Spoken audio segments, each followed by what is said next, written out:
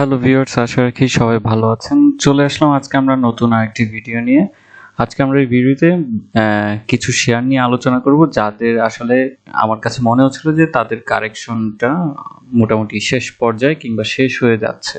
তো এরপর থেকে তাদের হয়তো কিছুটা ঘুরে দাঁড়ানোর চেষ্টা থাকবে।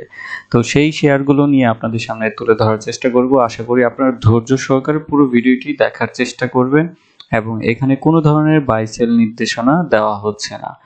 আমরা জানি যে শেয়ার বাজার ঝুঁকিপূর্ণ জায়গা, তাই জেনে বুঝে বিনিয়োগ করার চেষ্টা করবেন এবং কোনো ধরনের বাই সেল নির্দেশনা দেওয়া হচ্ছে না এই শেয়ারগুলোর থেকে।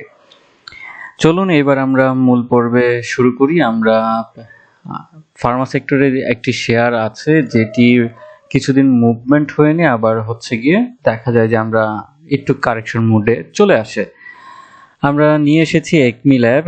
জানি যে এই স্টকটির 160 টাকা 30 পয়সাতে তার যে রেজিস্ট্যান্সটা আছে সেটা ব্রেকআউট করতে পারেনি এবং পরপর 3বার চেষ্টা করে, বাট ফাইনালি না করার ফলে দেখা যায় যে সেল প্রেশারের কারণে স্টকটি আবার বেশ নিচে অবস্থানে চলে আসে এবং লাস্টে আমার কাছে মনে হচ্ছিল যে স্টকটি বারবার হচ্ছে গিয়ে তার এইখানে একটা বেশ বড় একটা সাপোর্ট আছে যে 95 টাকা 70 পয়সার এইখানে, এবং এইখান থেকেই হচ্ছে যে স্টকটি তার নেক্সট লেভেলে হয়তো ওঠার চেষ্টা করবে।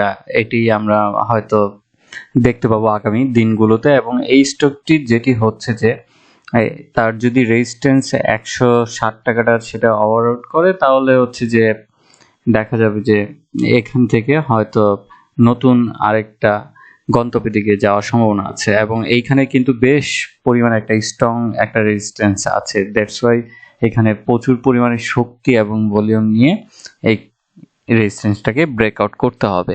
তো আমার কাছে মনে হচ্ছিল যে এই স্টকটি হয়তো এই সপ্তাহের ভিতরে আমরা দেখতে পারি যে এখান থেকে কিছুটা ধাপে ধাপে হয়তো ঘুরে দাঁড়াবে। তো সেটার জন্য অবশ্যই আমাদেরকে সময় দিতে হবে এবং আমি এর আগেও বলেছিলাম যে এই স্টকটি তার হয়তো এই বছরের কিংবা আগামী বছর শুরুতে নতুন একটা দিগন্ত তৈরি করতে যাবে এবং সেটার জন্য অবশ্যই সময় দেওয়াটা উচিত। কারণ এই স্টকটি আমার কাছে মনে হয়েছে তাদের যে ইপিএস গ্রোথ কন্টিনিউ প্রত্যেক বছর বৃদ্ধি পাচ্ছে এবং তাদের ন্যাবের পরিমাণ প্রাইসের তুলনায় হচ্ছে স্টকটি প্রাইসের তুলনায় তাদের ন্যাবের প্রাইস মানে ন্যাবের দামটা বেশি। তো এই কারণে আমার কাছে মনে হচ্ছিল যে এই স্টকটি অবভিয়াসলি তারা নতুন একটা গন্তব্য তৈরি করবে। তো এটা অবশ্যই আসলে দীর্ঘমেয়াদে যাওয়াটা উচিত।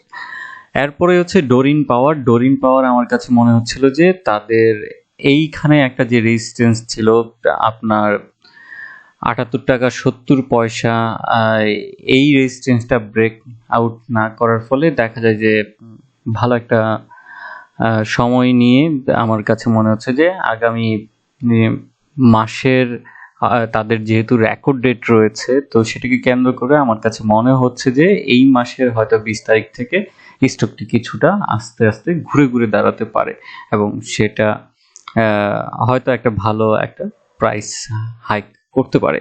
সেটার জন্য আমাদের আসলে সময় দিতে হবে। তো এটাই ছিল যে ডোরিন পাওয়ার তাদের আমার কাছে মনে হচ্ছিল যে তাদের কারেকশনটা মোটামুটি হয়ে গিয়েছে, এখন হয়তো ধাপে ধাপে হয়তো কিছুটা ওঠার চেষ্টাই করবে। এই ছিল দুইটা স্টক যারা হচ্ছে যে নতুন হয়তো কোনো কিছুর দিকে গন্তব্য করতে যাবে এবং হচ্ছে যে রেডি হচ্ছে আমার কাছে মনে হচ্ছিল যে। তো আজকে এতটুকুই। ভালো থাকুন, সুস্থ থাকুন এবং শেয়ার বাজারে জেনে বুঝে বিনিয়োগ করুন। ধন্যবাদ।